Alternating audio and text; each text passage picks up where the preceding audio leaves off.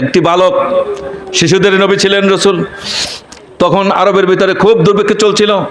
একটি বালক 2 দিন পর্যন্ত কোনো কিছুই খেতে পাননি। তিনি এক বাগানে রাস্তার পাশ থেকে যাওয়ার সময় দেখছেন একটা বাগানের ভিতরে টসটসে ফল, গাছে পাকা পাকা ফল এবং জমিনের উপরে ছড়িয়ে ছিটিয়ে অনেক ফল রয়েছে। বালকটি বাগানের ভিতরে ঢুকে পড়লেন। তার পেটে ছিল 2 দিনের ক্ষুধা। তিনি ওখান থেকে ফল কুড়িয়ে নিয়ে আচ্ছা মতো খেলেন। খাওয়ার পরে আগামী দিন খাবে এজন্য কিছু ফল তার পকেটের ভিতরে, কোষ্কের ভিতরে পুরে রাখলেন। মালিক এসে দেখছেন 2 দিন অনাহার, তো খাবার যখন খেয়েছে তৃপ্তি করে ওর ঘুম এসে গেছে।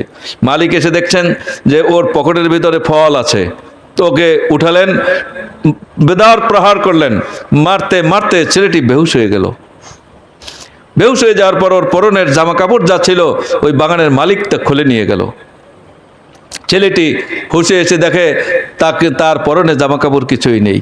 রসুলের কাছে চলে গেলেন, ইয়া রাসূল আল্লাহ, আমি আজকের 2 দিন যাবত কিছুই খানা খেতে পারিনি। ওই মালিকের বাগানে টসটসে ফল দেখে আমি সেখান থেকে কিছু ফল ইয়া রাসূলুল্লাহ খেলাম, আমার জীবন বাঁচালাম। আগামীকালকের খাবো বলে কিছু ফল আমি কোষকে পুড়ে নিলাম, কিন্তু মালিক এসে দেখে আমাকে বেদম প্রহার করলো, আমি বেহুশ হয়ে যাই। ইয়া রাসূলুল্লাহ, আমি উঠে দেখি আমার পরনে জামা কাপড় কিছু নাই, সব ওই জালিম মালিক আমার কাছ থেকে নিয়ে গেছে। হযরত পাক সাল্লাল্লাহু আলাইহি সাল্লাম বালকের সাথে চলে আসলেন বাগানের মালিকের কাছে। বাগানের মালিকের কাছে এসে বলছে যে এই ছোট্ট শিশু তোমার বাগান থেকে পাকা পাকা অনেক ফল তোমাকে আল্লাহ রাব্বুল আলামিন দিয়েছেন, ও 2 দিন যাবত কিছু খেতে পারেনি, তোমার ওখান থেকে কিছু ফল কুড়িয়ে নিয়ে খেয়েছে, কিছু ফল কোষকে পুড়ে রেখেছে, তা কি বা হয়েছে, কি বা অন্যায় করেছে ছোট মানুষ, তুমি তাকে মারলে, তুমি তাকে মাফ করে দিতে পারলে না? বাগানের মালিক খুব লজ্জা পেলেন। তিনি বললেন, ইয়া রাসূলুল্লাহ, যতদিন আমার বাগান থাকবে এই বাগানের আমি তাকে মালিক বানাই দিলাম। সুবহানাল্লাহ। এগিয়ে গিয়েছেন রাসূল পাক সাল্লাল্লাহু আলাইহি সাল্লাম, সকলের কাছে কাছে রাসূল পাক সাল্লাল্লাহু আলাইহি সাল্লাম এগিয়ে গেছে। একদিন এক এতিম বালক রাসূলকে এসে বলছে, ইয়া রাসূলুল্লাহ, আবু জাহাল আমার টাকা পয়সা জায়গা জমি যা ছিল সব কিছু লুট করে নিয়েছে। তো অন্যান্য লোকদের কাছে যখন গিয়েছে তারা বলছে মুহাম্মদ সাল্লাল্লাহু আলাইহি সাল্লামের কাছে যাও, আবু জাহালের সাথে আমরা কেউ পারি না, মুহাম্মদ সাল্লাল্লাহু আলাইহি সাল্লাম সে পারবে। তার মানে হচ্ছে তারা চাইছে যে আবু জাহেলের কাছে গেলে মুহাম্মদ সাল্লাল্লাহু আলাইহি সাল্লামকে আবু জাহেল তার সঙ্গে বেয়াদবি করবে, এই ছিল তাদের চিন্তাধারা।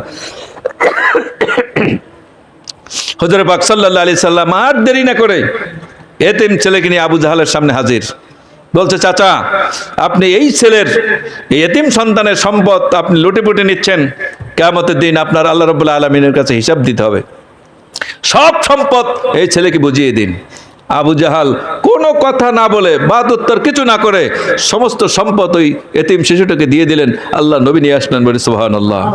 তখন অন্যরা যারা তামসা দেখবে এজন্য মুহাম্মদের কাছে পাঠিয়েছিল, তারা বলল, আবু জাহেল কি হয়ে গেল, মুহাম্মদকে তুমি কিছু বললে না? তখন বলবে, তুমি জানো না, মুহাম্মদ যখন আমার কাছে এসেছিল আমি দেখতে পাচ্ছিলাম তার আশেপাশ থেকে আগুন বের হচ্ছিল, আমি যদি মুহাম্মদ সাল্লাল্লাহু আলাইহি ওয়াসাল্লামের প্রত্যুত্তর করি তাহলে আমাকে যেন আগুনে খেয়ে ফেলবে। সুবহানাল্লাহ। হযরত পাক সাল্লাল্লাহু আলাইহি সাল্লাম এভাবে সকলের যারা অসহায় ছিলেন এই অসহায়দের পাশে রাসূল পাক সাল্লাল্লাহু আলাইহি সাল্লাম দাঁড়াতেন। এই আবু জাহেলের কাছে বহুবার বিশ্বনবী গিয়েছেন, চাচা পড়ে নেন লা ইলাহা ইল্লাল্লাহু মুহাম্মাদুর রাসূলুল্লাহ সাল্লাল্লাহু আলাইহি ওয়াসাল্লাম। একদিন খুব বালুর ঝড় হচ্ছে, এত ঝড়, আবু জাহাল তার স্ত্রীকে বলছে, এই সময়ের কালে আমার এই এলাকার যে আমার কাছে যা চাইবে আমার দেওয়া সম্ভব হলে তা দিয়ে দেব। আল্লাহ রাব্বুল আলামিন জিবরাইলের মারফত শোনাই দিলেন যে মুহাম্মদ, আবু জাহেল এই কথা বলছে।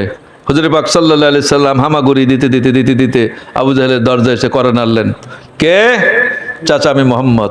দরজা খুললেন, কি হয়েছে ভাতিজা, এত রাত্রে তুমি কোত্থেকে এসেছো?